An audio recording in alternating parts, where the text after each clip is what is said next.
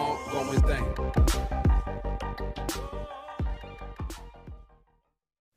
Assalamualaikum warahmatullahi wabarakatuh. Jumpa lagi di channel Sahabat Medis. Pada video kali ini kita akan membahas mengenai prediksi soal dan pembahasan SKB CPNS di bidang keperawatan part 5. Buat teman-teman yang belum nonton part sebelumnya, teman-teman bisa klik linknya pada kolom deskripsi video ini. Dan buat teman-teman yang sedang mencari referensi belajar, teman-teman bisa gabung di CPNS Mastery. Kenapa harus gabung di CPNS Mastery? Karena tim dari CPNS Mastery ini adalah orang-orang yang lulus pada ujian SKB tahun sebelumnya, sehingga soal-soal yang disusun pun sesuai dengan pengalaman mereka ujian SKB tahun lalu, yang kemungkinan besar soal-soal serupa akan muncul lagi di ujian SKB tahun ini. Lalu apa saja sih yang kita dapatkan dengan menjadi member di CPNS Mastery ini? Yang pertama, teman-teman akan mendapatkan paket pembelajaran. Yang kedua, latihan soal. Yang ketiga, teman-teman akan mendapatkan kisi-kisi atau OFR sesuai dengan ujian SKB tahun sebelumnya. Dan teman-teman juga akan berkesempatan untuk mengikuti tryout dengan sistem CAT. Bagusnya di sini, untuk latihan soal dan materinya akan dilakukan update secara berkala.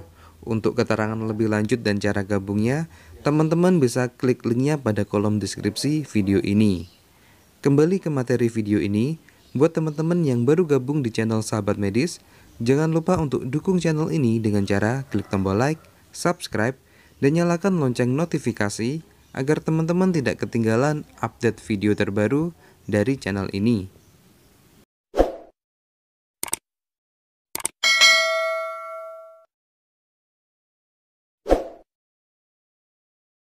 Oke, terima kasih. Dan langsung saja kita masuk ke soal yang pertama.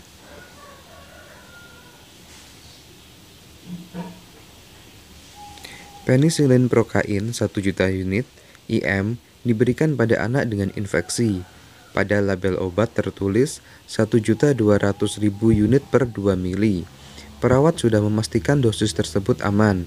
Pertanyaannya, berapa mili obat yang harus diberikan perawat kepada pasien tersebut? A. 0,8 mili, B. 1,2 mili, C. 1,44 mili, D. 1,66 mili, atau E. 1,88 mili.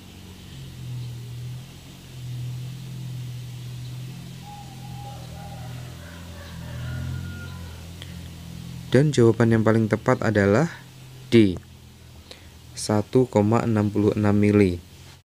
Di sini diketahui dosis pada label obat adalah 1.200.000 unit per 2 mili. Sedangkan dosis yang dibutuhkan untuk pasien adalah 1 juta unit. Jadi 2 mili kita bagi dengan dosis pada label 1.200.000 dan nanti hasilnya kita kali dosis yang dibutuhkan yaitu 1 juta. Dan akan ketemu 1,66 mili. Kita lanjut ke soal berikutnya.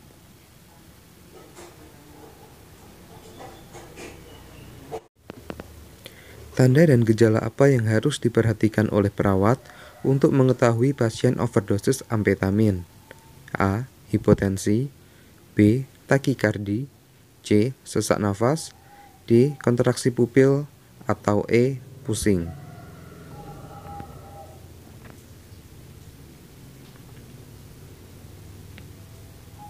Jawaban yang paling tepat adalah B. Takikardi. Amfetamin adalah suatu obat yang mempengaruhi sistem saraf pusat. Biasanya digunakan secara luas untuk mengatasi kelainan jiwa seperti depresi. Efeknya dapat menyebabkan rangsangan simpatik seperti hipertensi, takikardi, vasokonstriksi, dan hipertermi. Kita lanjut ke soal berikutnya.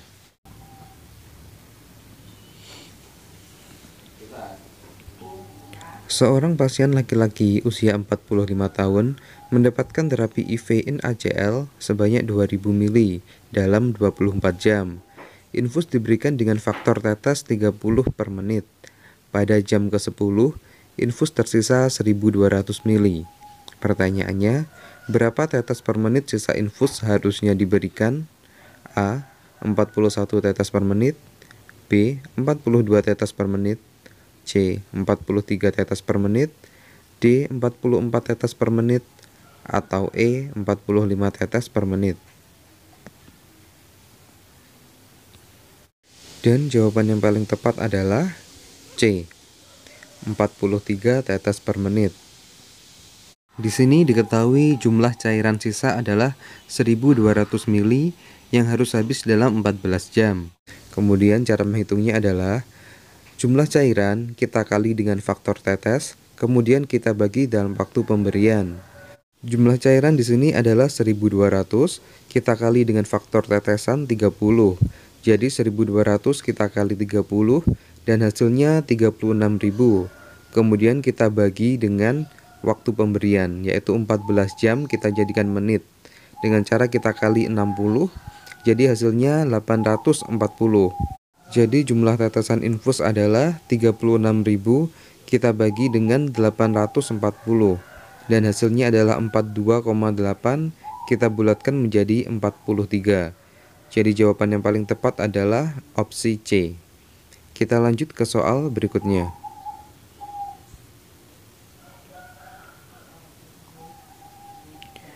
Seorang laki-laki usia 40 tahun dirawat di rumah sakit karena mengalami patah kaki akibat kecelakaan bermotor, sehingga harus diamputasi. Hasil pengkajian saat ini, pasien tampak sering diam, menolak dikunjungi, dan mengatakan andai saja dirinya lebih berhati-hati, tentu hal ini tidak akan terjadi. Apakah tahap berduka yang dialami pada kasus tersebut? A. Denial, B. Anger, C. Depresi, D. Bargaining, atau E. Acceptance.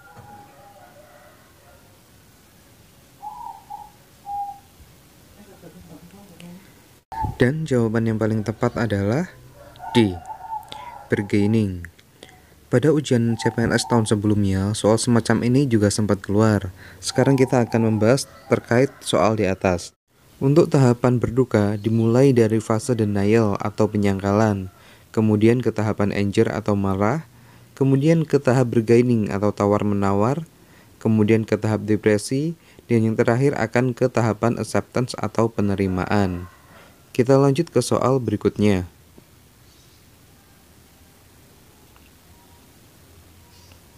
Seorang perempuan berusia 27 tahun datang ke poli kandungan untuk memeriksakan kehamilannya. Setelah dilakukan pengkajian, didapatkan data bahwa kehamilan sekarang adalah kehamilan yang ketiga. Anak pertama lahir dengan normal dan sehat, sedangkan kehamilan kedua mengalami keguguran. Penulisan status obstetrik pada kasus tersebut adalah A. G3P2A1, B. G3P1A1, C. G3P2A0, D. G3P1A0, atau E. G3P0A2.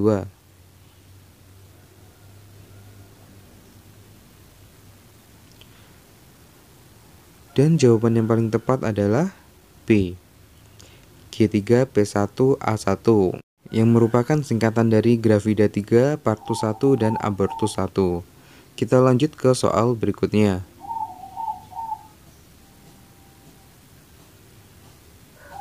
Seorang laki-laki usia 37 tahun dibawa ke IGD rumah sakit karena mengeluh nyeri pada dada sebelah kiri. Dokter menginstruksikan untuk dilakukan pemeriksaan EKG. Perawat menyiapkan alat EKG dan mulai memasang elektrode pada dada pasien. Pertanyaannya, di manakah letak elektrode V2 harus dipasang? A. Pada sela iga keempat ujung sternum kanan, B. Terletak di antara V1 dan V4, C.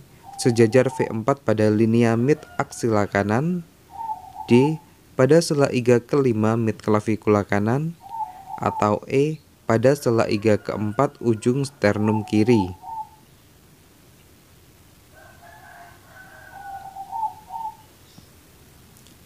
Dan jawaban yang paling tepat adalah E. Pada sela iga keempat ujung sternum kiri. Pemasangan elektrode pada pemeriksaan EKG untuk elektrode V1 diletakkan pada sela iga 4 pada ujung sternum kanan. Kemudian elektrode V2 diletakkan pada sela iga keempat pada ujung sternum kiri. Kemudian elektrode V3 diletakkan di antara V1 dan V4. Untuk elektrode V4 diletakkan pada sela iga kelima pada linea mid clavicula kanan. Kemudian V5 diletakkan sejajar dengan V4 pada linea aksila anterior kanan. Sedangkan untuk elektroda V6 diletakkan sejajar dengan V4 dan V5 pada linea mid aksila kanan. Kita lanjut ke soal berikutnya. Pada rumah sakit Permata memiliki tempat tidur sebanyak 50 tempat tidur. Pada tanggal 25 Juli 2020 terjadi penambahan 5 tempat tidur. Jumlah hari perawatan sampai periode akhir Juli 2020 adalah 1250. Pertanyaannya, berapakah BOR atau bed occupancy ratio pada periode tersebut? A. 67,9%, B. 69,9%, C. 77,9%, D. 78,9%, atau E. 79,9%.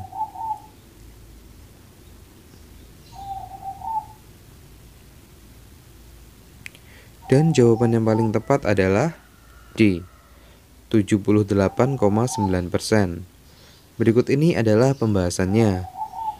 Rumus untuk menghitung BOR adalah jumlah hari perawatan dibagi jumlah tempat tidur dikali dengan waktu, kemudian dikali dengan 100%. Di sini jumlah hari perawatannya adalah 1250. Kemudian kita bagi dengan jumlah tempat tidur pada durasi waktu. Nah, di sini jumlah tempat tidur pada tanggal 1 sampai dengan tanggal 24 Juli adalah 50 tempat tidur. Sehingga 50 kita kalikan dengan jumlah waktunya 24 hari. Kemudian pada tanggal 25 Juli sampai dengan 31 Juli, jumlah tempat tidurnya adalah 55. Jadi 55 tempat tidur kita kali dengan 7 hari, kemudian hasilnya kita kali 100%. Jadi, jumlah hari perawatan sebanyak 1250 kita bagi dengan jumlah tempat tidur dikali waktu, yaitu 1585, kemudian kita kali 100%. Dan hasilnya adalah 78,86%, kita bulatkan menjadi 78,9. Oke, kita lanjut ke soal berikutnya.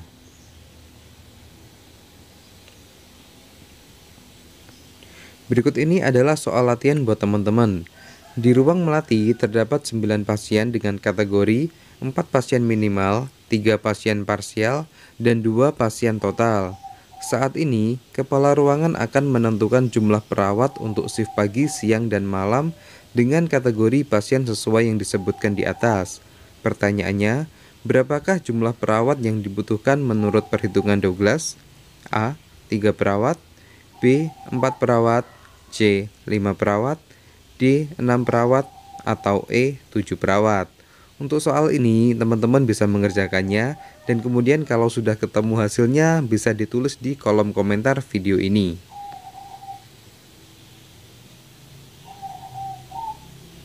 Oke, sementara cukup sekian untuk video kali ini. Semoga video ini bisa bermanfaat, khususnya buat teman-teman pejuang SKB tahun ini. Wassalamualaikum warahmatullahi wabarakatuh, dan sampai jumpa di video berikutnya.